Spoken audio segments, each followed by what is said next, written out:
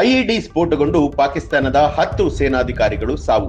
ಭಯಾನಕವಾದ video viral ಆಗಿದೆ. ಪಾಕಿಸ್ತಾನದ ಕ್ವೆಟ್ಟಾ ಬಳಿಯ ಮಾರಕ ದಾಳಿಯಲ್ಲಿ ಬಲೂಚ್ ಲಿಬರೇಷನ್ ಆರ್ಮಿ ರಿಮೋಟ್ ನಿಯಂತ್ರಿತ ಸುಧಾರಿತ ಸ್ಫೋಟಕ ಸಾಧಕವನ್ನ ಬಳಸಿ ಪಾಕಿಸ್ತಾನಿ ಸೇನಾ ಬೆಂಗಾವಲು ಪಡೆಯ ಮೇಲೆ ಬಾಂಬ್ ದಾಳಿ ನಡೆಸಿದ ಹೊಣೆಯನ್ನ ಹೊತ್ತುಕೊಂಡಿದೆ.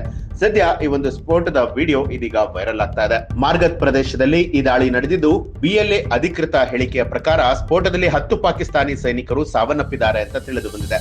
ಬಿಎಲ್ಎ ವಕ್ತಾರ ಜೆ.ಎನ್. ಬಲೂಚ್ ಪತ್ರಿಕಾ ಪ್ರಕಟಣೆಯಲ್ಲಿ ಈ ದಾಳಿಯನ್ನ ದೃಢಪಡಿಸಿದ್ದಾರೆ. ಬಲೂಚ್ ಹೋರಾಟಗಾರರು ಈ ಪ್ರದೇಶದಲ್ಲಿ ಆಕ್ರಮಣ ಪಡೆಗಳು ಅಂತ ಹೇಳಿ ಅವರು ವಿವರಿಸಿದವರ ವಿರುದ್ಧ ಕಾರ್ಯಾಚರಣೆಯನ್ನ ಯಶಸ್ವಿಯಾಗಿ ನಡೆಸಿದ್ದಾರೆ ಅಂತ ತಿಳಿಸಿದ್ದಾರೆ.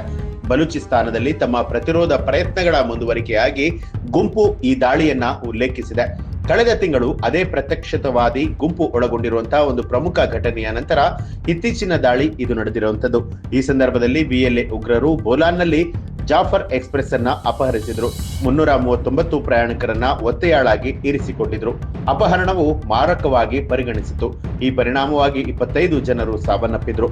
ಕ್ವೆಟ್ವಾದಿಂದ ಪೇಶಾವರಕ್ಕೆ ಹೋಗ್ತಾ ಇದ್ದಂತಹ ರೈಲು ಹಳಿಯಲ್ಲಿ ಉಗ್ರಗಾಮಿಗಳು ಸ್ಫೋಟಗಳನ್ನ ಸ್ಫೋಟಿಸಿದಾಗ ಸ್ಥಗಿತಗೊಂಡಿತ್ತು. ಇದರಿಂದಾಗಿ ಹಲವಾರು ಬೋಗಿಗಳು ಮತ್ತು ಇಂಜಿನ್ ಸುರಂಗದ ಒಳಗೆ ಭಾಗಶಃ ಹಳಿ ತಪ್ಪಿತ್ತು. ಐಇಡಿ ದಾಳಿಯ ಕುರಿತು ಅಧಿಕಾರಿಗಳು ಇನ್ನೂ ಕೂಡ ಅಧಿಕೃತ ಹೇಳಿಕೆಯನ್ನ ಬಿಡುಗಡೆ ಮಾಡಿಲ್ಲ. ತನಿಖೆಗಳು ನಡೀತಾ ಇದೆ ಅನ್ನುವಂತಹ ವರದಿಗಳು ಲಭ್ಯವಾಗಿದೆ. ಈ ಬಗ್ಗೆ ತಮಗೆ ಏನನ್ಸುತ್ತೆ ಅನ್ನೋದನ್ನ ಕಮೆಂಟ್ ಮಾಡಿ ತಿಳಿಸಿ.